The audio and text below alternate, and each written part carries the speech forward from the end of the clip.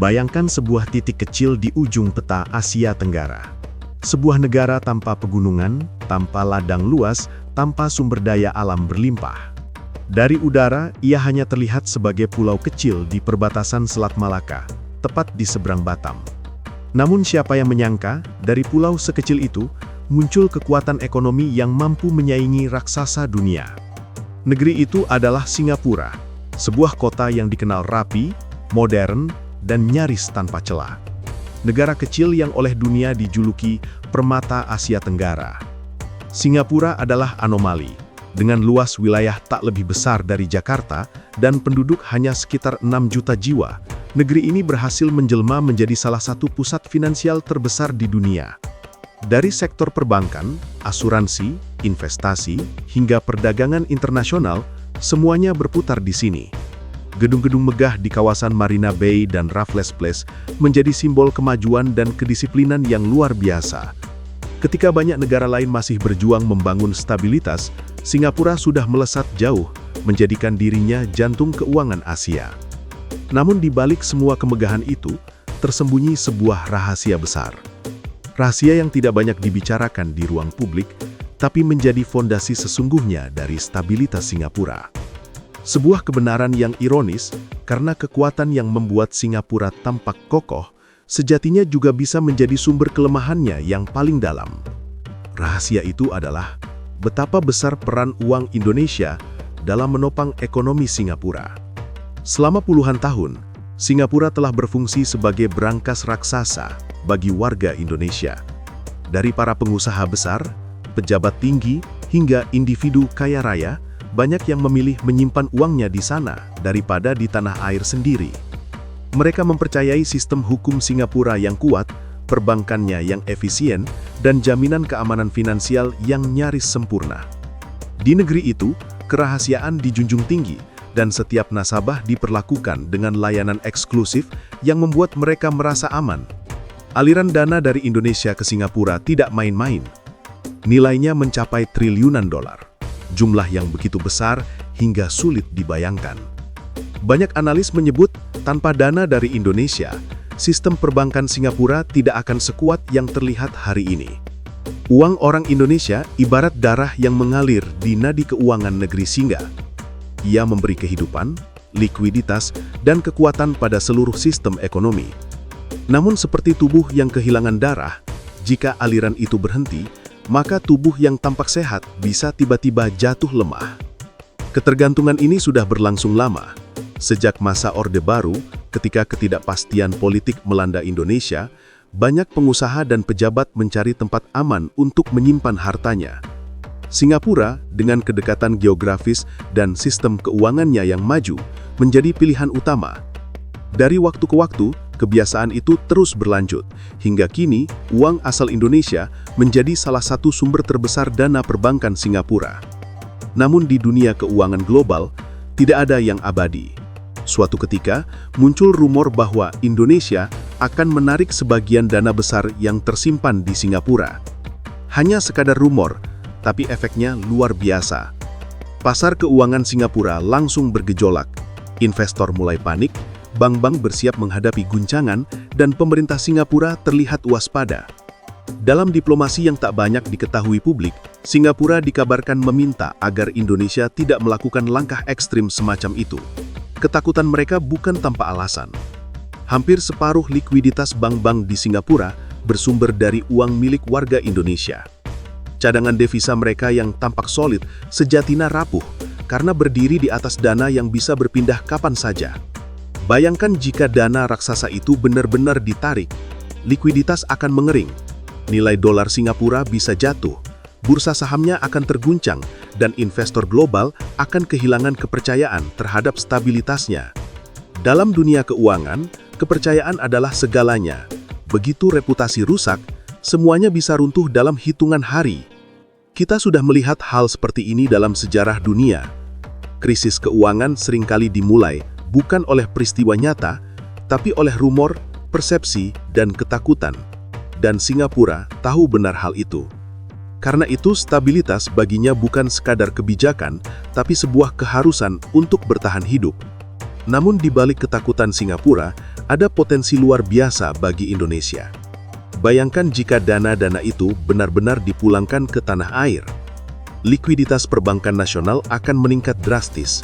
Pemerintah akan memiliki sumber pembiayaan yang lebih besar untuk proyek infrastruktur, industri, dan pembangunan nasional. Indonesia bisa memperkuat cadangan devisanya, mengurangi ketergantungan pada pinjaman luar negeri, dan mempercepat pertumbuhan ekonomi. Uang yang selama ini berputar di luar negeri bisa mulai bekerja di dalam negeri. Ia bisa menjadi bahan bakar baru bagi ekonomi nasional, menciptakan lapangan kerja, dan memperkuat posisi rupiah. Indonesia bisa berdiri lebih tegak di hadapan dunia, bukan sebagai negara berkembang yang terus meminjam, tetapi sebagai kekuatan ekonomi yang mampu membiayai dirinya sendiri. Namun tentu saja, langkah sebesar itu tidak mudah. Di balik peluang, selalu ada resiko besar yang harus diperhitungkan. Memulangkan dana dalam jumlah besar berarti mengguncangkan hubungan diplomatik dengan Singapura. Negeri itu bisa merasa dikhianati karena selama ini ia diuntungkan oleh aliran dana dari Indonesia. Langkah ekstrim bisa menimbulkan ketegangan politik dan memicu reaksi dari investor global. Pasar modal dunia sangat sensitif terhadap perubahan semacam ini. Sekali kepercayaan terguncang, dampaknya bisa meluas ke seluruh kawasan. Selain itu, sistem keuangan Indonesia sendiri harus siap menampung dana sebesar itu. Jika tidak diatur dengan baik, arus uang yang tiba-tiba masuk bisa memicu inflasi, gelembung properti, atau ketimpangan baru. Uang yang besar tanpa arah bisa menjadi pedang bermata dua. Karena itu, kunci dari repatriasi dana bukan sekedar keberanian, tetapi juga kesiapan sistem dan kebijakan ekonomi yang cermat. Sementara Indonesia terus menimbang, Singapura melakukan segalanya untuk mempertahankan statusnya sebagai surga finansial bagi para pemilik modal Indonesia. Mereka menawarkan bunga yang menarik, kepastian hukum yang kuat, serta layanan private banking yang tak tertandingi di Asia. Setiap klien besar mendapat perlakuan istimewa, bahkan jauh lebih baik daripada yang bisa mereka dapatkan di negeri sendiri. Singapura tahu, kenyamanan adalah senjata paling ampuh untuk membuat uang tetap bertahan. Namun di balik itu semua, satu hal tidak bisa dihindari. Ketergantungan Singapura terhadap dana dari Indonesia adalah kenyataan yang nyata. Dan kenyataan itu adalah titik lemah mereka yang paling besar. Negeri yang tampak sempurna itu sebenarnya hidup dari kekuatan yang bukan miliknya. Sementara Indonesia, negara besar dengan segala kekurangannya, ternyata menyimpan pengaruh yang jauh lebih besar dari yang disadari banyak orang. Ketika isu dana Indonesia mencuat, dunia keuangan langsung memperhatikan karena dampaknya tidak hanya menyangkut dua negara, tetapi juga kestabilan regional dan bahkan global. Singapura adalah salah satu simpul penting dalam jaringan finansial internasional. Jika simpul itu terguncang, getarannya bisa terasa ke seluruh dunia. Dan di balik simpul itu, berdiri Indonesia. Diam, tapi menentukan. Bagi Indonesia sendiri, kesadaran ini semakin tumbuh. Pemerintah beberapa kali mencoba menarik dana luar negeri melalui kebijakan pengampunan pajak dan repatriasi. Sebagian berhasil, tapi sebagian besar dana masih bertahan di Singapura. Alasan utamanya sederhana, kepercayaan. Para pemilik modal masih ragu apakah uang mereka akan aman jika dibawa pulang. Mereka takut pada ketidakpastian hukum, birokrasi, dan risiko politik di dalam negeri. Untuk membuat mereka percaya, Indonesia harus membuktikan bahwa sistem ekonominya mampu memberi rasa aman yang sama, bahkan lebih baik. Jika suatu hari hal itu berhasil, dan uang Indonesia benar-benar pulang ke rumahnya sendiri, maka sejarah baru bisa dimulai. Bayangkan dana triliunan dolar mulai bekerja untuk negeri sendiri. Bayangkan proyek-proyek besar dibangun bukan dari pinjaman luar negeri, tapi dari kekayaan bangsa sendiri. Bayangkan ekonomi yang tumbuh dari kekuatan internal, bukan dari ketergantungan. Dunia akan terkejut melihat bagaimana bangsa yang selama ini dianggap bergantung ternyata memiliki sumber daya tersembunyi yang mampu mengguncangkan stabilitas global. Namun hingga kini, semua masih bertahan dalam keseimbangan rapuh. Singapura masih berdiri kokoh, menampilkan diri sebagai negara yang stabil dan efisien. Indonesia masih menimbang langkah antara mempertahankan hubungan baik dengan tetangga atau menegaskan kemandirian ekonomi yang sejati. Dunia masih melihat dua negara ini berjalan berdampingan, Yang satu tampak kuat karena uang, dan yang satu diam, tapi menyimpan kekuatan sesungguhnya. Singapura tahu bahwa ketergantungan ini adalah harga dari kesuksesannya. Mereka menjaga rahasia itu sebaik mungkin, tapi fakta tidak bisa disembunyikan selamanya. Di balik megahnya menara-menara kaca dan bendera merah putih kecil yang berkibar di bawah langit tropis, Singapura berdiri di atas fondasi yang sangat bergantung pada Indonesia. Sebuah fondasi yang jika bergeser bisa mengguncangkan seluruh bangunan kemakmuran mereka. Sementara itu, Indonesia mulai menyadari sesuatu, bahwa di balik segala tantangan dan keterbatasannya, ia memiliki kekuatan finansial yang mampu menentukan nasib kawasan.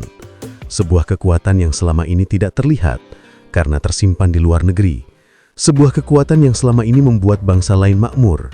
Dan ketika bangsa ini sadar akan potensi itu, sejarah bisa berubah arah. Mungkin suatu hari nanti, Indonesia akan benar-benar memanggil pulang dananya. Mungkin tidak dengan cara konfrontatif, tapi dengan menciptakan sistem yang membuat para pemilik modal mau pulang dengan sukarela. Dan saat itu terjadi, dunia akan menyaksikan pergeseran kekuatan besar di Asia Tenggara. Singapura yang selama ini menjadi simbol stabilitas finansial mungkin akan bergetar, sementara Indonesia akan bangkit menjadi poros ekonomi baru. Namun sampai saat itu tiba, keseimbangan ini akan tetap dijaga. Uang Indonesia akan terus berputar di bank-bank Singapura, memberikan kehidupan bagi ekonomi mereka. Dan Singapura akan terus memanjakan para pemilik modal itu agar tetap bertahan. Sebuah hubungan simbiosis yang rumit, satu pihak bergantung, satu pihak menahan. Inilah ironi di Asia Tenggara, sebuah negara kecil yang tampak kuat, tapi sejatinya hidup dari kekayaan negara yang jauh lebih besar di seberangnya. Dan sebuah bangsa besar yang sering dipandang lemah, tapi sebenarnya memegang kunci yang bisa mengubah segalanya. Di balik kemegahan Singapura, ada denyut kehidupan dari Indonesia. Sebuah hubungan yang tidak kasat mata, tapi sangat nyata. Jika suatu hari keseimbangan itu berubah, dunia akan tercengang. Karena kekuatan yang selama ini dianggap milik Singapura, ternyata bersumber dari tempat lain, dari tanah air yang selama ini diam, Indonesia. Dan mungkin, ketika saat itu tiba, dunia akan memahami satu hal, bahwa di balik bangsa kecil yang tampak kokoh, selalu ada kekuatan besar yang menopangnya dari balik bayang-bayang.